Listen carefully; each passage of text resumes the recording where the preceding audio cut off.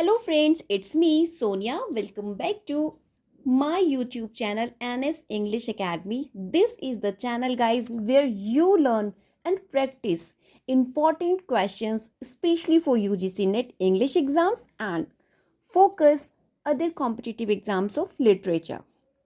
In today's video, I'm going to discuss major writers and their major text in chronology manner. Do you know guys how important chronology section in your exam? Because chronology question easily saves your 20 plus marks in exam. Trust me guys. Well, जो मेरी last video थी मैंने same pattern follow किया है. अगर नहीं देखा है तो प्लीज़ मस्ट वॉच बिकॉज जिन राइटर्स को मैंने कवर किया है in my last video in chronology section, trust me वो राइटर यूजीसी नेट में आपसे 100% पूछे जाते हैं. Right, let's discuss today's more major writers and their text in chronology manner, as well as we will discuss how to relate these texts with other so we learn more. Okay, let's start. So first मैं discuss करूंगी Chinua Achebe, right, to whom we study in African literature और basically ये Nigerian novelist है जिनका timing period है 1930 to 2013, right. Nigerian novelist है and let's see इनके जो क्रोनोलॉजी वर्क्स हैं, टेक्स्ट हैं, इनकी जो अफ्रीकन ट्रोलॉजी है guys, this is most important for exam point of view because इस ट्रोलॉजी अफ्रीकन ट्रोलॉजी से किसी भी पार्ट को सेपरेटली पूछ लेते हैं. अदरवाइज दे क्वेश्चन की इनको सेट करो इन क्रोनोलॉजी मैनर. तो देखिए इसको सेट करने के लिए we have the acronyms TNA, टन टना टन टन. ठीक है, टना T means things fall apart, which is the first part of African trilogy published in the year 1958. Remember the publication year, most important, right? Next, we have No Longer at Ease. This published in the year 1960, right? No, T N. N means no longer at ease. And next we have A means Arrow of God. This published in the year 1964. Okay, so we have three parts of African trilogy: Things Fall Apart, No Longer at Ease, Arrow of God. Ten Tana Ten Ton, right? टना, this is the acronyms. इससे आप easily इन सभी को chronology में learn कर सकते हैं, right, क्योंकि chronology manner most important as you know about and इनका publication year also you have to memorise, right. Let's see other works written by Chinua Achebe, a man of the people. A Man of the People, published in the year 1966. Then we have Ant Hills of the Savannah. Okay, Savannah 1987. An Image of Africa, ये इनका non fiction है, which published in the year 1975, right. And next we have There Was a Country, 2012 में ये publish हो रहा है guys. Chinua Achebe exam point of view से most important African writer हैं जिनसे एग्जाम में एवरी ईयर कुछ ना कुछ पूछा जाता है, तो please make a note of it, right. Let's discuss another important writer. Okay, next we discuss GB Shaw, right, जिनका timing period 1856 to 1950. Irish playwright है आयरलैंड के. एंड इनकी जो वर्क क्रोनोलॉजी है मिसेस वार्नर्स प्रोफेशंस, इनका work आ रहा है 1893 में. Guys if you don't know about कि 224 में भी GB शाह से क्रोनोलॉजी मैनर में ऑलरेडी एग्जाम में क्वेश्चन पूछा जा चुका है, सो प्लीज़ इसको सीरियसली लीजिएगा and make a note of it. Okay, next we have Candida 1894. और ऐसा नहीं है कि एग्जाम में एक पर्टिकुलर ही राइटर पूछा जाता है, दे मिक्सड, वो टेक्स्ट को मिक्सड टेक्स्ट आपको दे देंगे and they ask the publication years of that particular text. तो इस तरीके से भी आपसे क्वेश्चन पूछा जाता है in chronology manner. That's the reason I am telling you कि 20 प्लस मार्क्स आपके कहीं नहीं गए if you give attention towards the chronology questions. Okay, next question Candida के बाद जो GB शाह का है वो है आपका Caesar and Cleopatra, which came in the year 1898. Then we have Major Barbara 1905, Pygmalion 1913. Most important, Nobel Prize in Literature, GB Shah received in the year 1925. Remember? Okay, let's discuss another writer. Okay guys, let's discuss बुची एमेचेता। Again African literature से बुची एमेचेता, जिनके text most important है and text से ही इनके questions आते हैं exam में। इनका जो टाइमिंग पीरियड है 1944 टू 17। देखिएगा, इस मैं आपको क्यों पर्टिकुलर राइटर की ईयर्स बताती हूँ, क्योंकि अभी लास्ट 224 में और उससे पहले के एग्जाम में अमेरिकन जो फेमस राइटर्स हैं उनको क्रोनोलॉजी पूछा था, अफ्रीकन की अभी तक नहीं पूछी। तो इट मीन्स अफ्रीकन के जो मोस्ट इंपॉर्टेंट राइटर्स हैं, राइट, जिनके टेक्स्ट आपसे एग्जाम में पूछे जाते हैं, तो प्लीज़ उनका लाइफ जो उनका टाइमिंग पीरियड है उसको make a note of it, because it gives you solid revision and exam में एक्सपेक्टेड क्वेश्चन है, मोस्ट एक्सपेक्टेड है, आपको पूछा जा सकता है, राइट। जैसे पुची एमे चेता हो गई आपकी, चिनुआ अचीबे हो गई, थियोंगो अदीची, चिमामदा अदीची हो गई, एंड आपका थियोंगो हो गई। इन ये जो इम्पोर्टेंट कुछ राइटर्स हैं, सोइनका हो गए, ओके। तो इन राइटर्स की जो आपको क्रोनोलॉजी सेट करनी पड़ेगी कि कौन से राइटर का टाइमिंग पीरियड कब है, and set them in chronology manner, क्योंकि एग्जाम में आने के चांसेस 99% है अफ्रीकन लिटरेचर से, जो मोस्ट इंपॉर्टेंट राइटर्स हैं उनकी, ओके। चलिए अब इनके वर्क्स देख लेते हैं। बुची एमेचेता के नाइजीरियन राइटर हैं, in the ditch, right. First we have in the ditch 1972। Next we have second class citizen which came in the year 1974, The Bride Price 1976, The Slave Girl 1977, The Joys of Motherhood, most important text asked many times, 1979 इसका timing publication year है।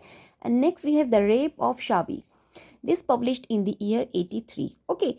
See guys, so we have a unique mobile number 727476777983, right. इससे आप इनकी publication years of Nigerian writer Buchi Emecheta के text को learn कर सकते हैं, राइट।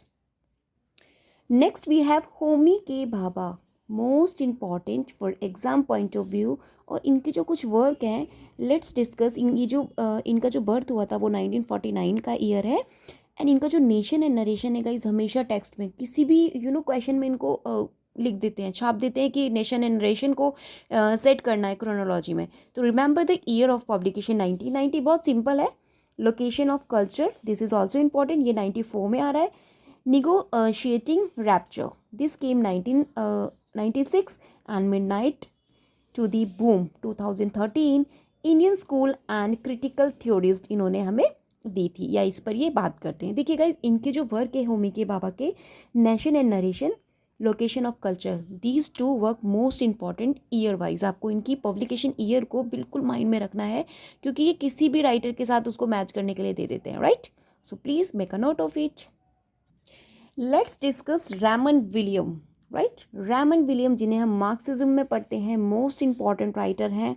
1921 टू 1988 इनका टाइमिंग पीरियड है, and he wrote so many important text, और एग्जाम में भी इनकी क्रोनोलॉजी आ चुकी है, एंड क्वेश्चंस भी आपके टेक्स्ट से पर्टिकुलर आ जाते हैं। इनफैक्ट इनके जो टेक्स्ट हैं उनसे कुछ लाइंस दे देते हैं, एंड जो इनकी इंपॉर्टेंट टर्म्स इन्होंने कॉइन की हैं वो आपको क्वेश्चन में आ जाती हैं। सो प्लीज़ रेमंड विलियम को अच्छे से रीड करके जाएगा, बिकॉज मेरा ये जो सेशन है ये क्रोनोलॉजी बेस्ड है, तो मैं आपको इनके सिर्फ क्रोनोलॉजी सेटिंग बता रही हूँ कि how to set them in chronology manner.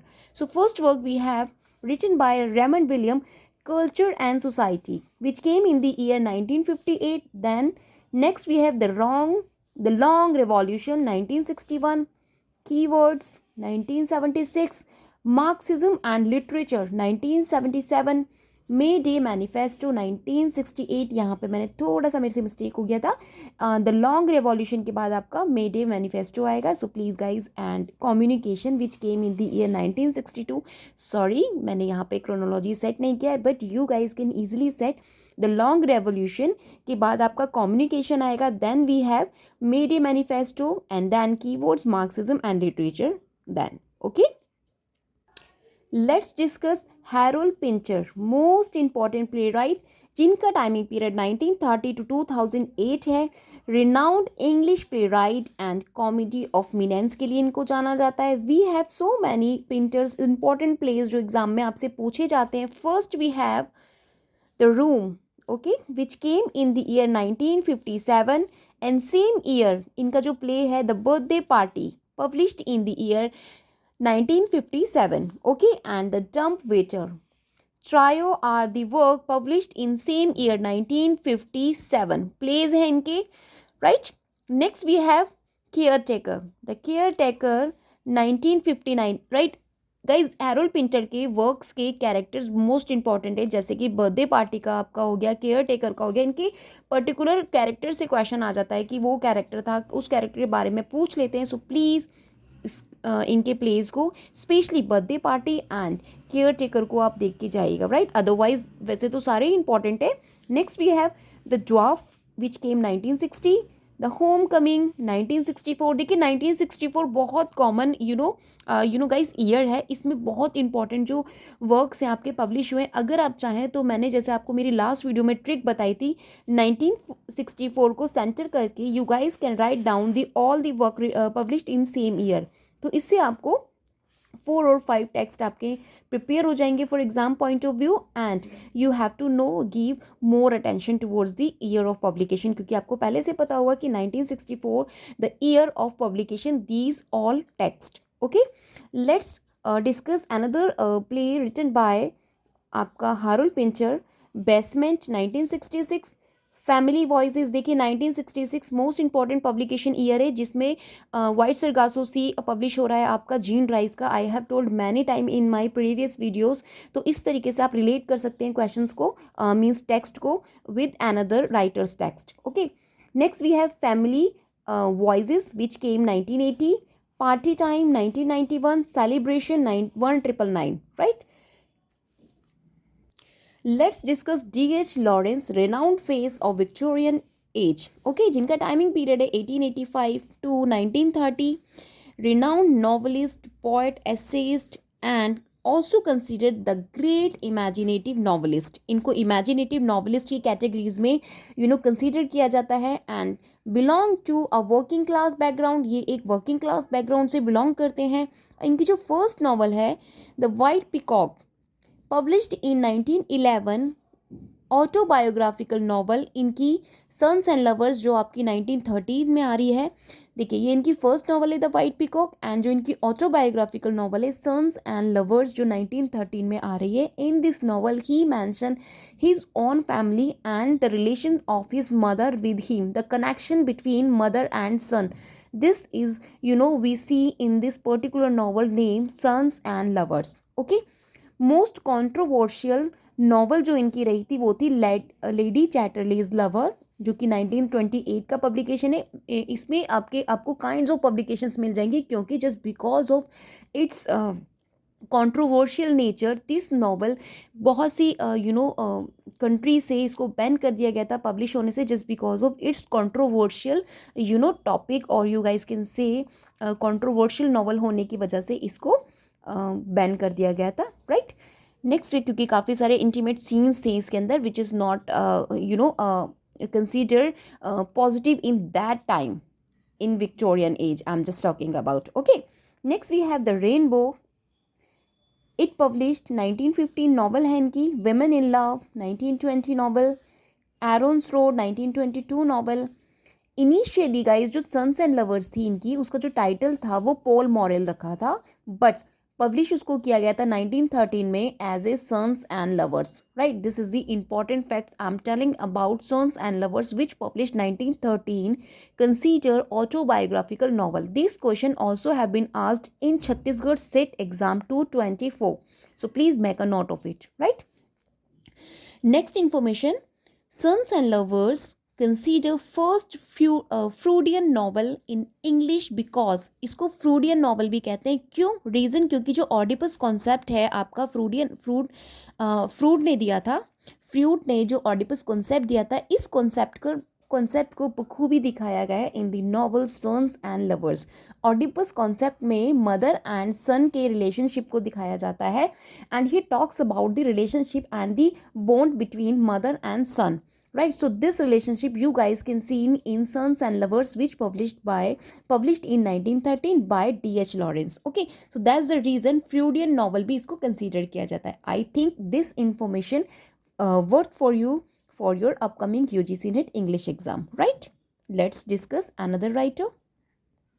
Let's see Jacques Derrida 1930 to 2004 in French philosopher non, जिनको हम डीकंस्ट्रक्शन के लिए जानते हैं।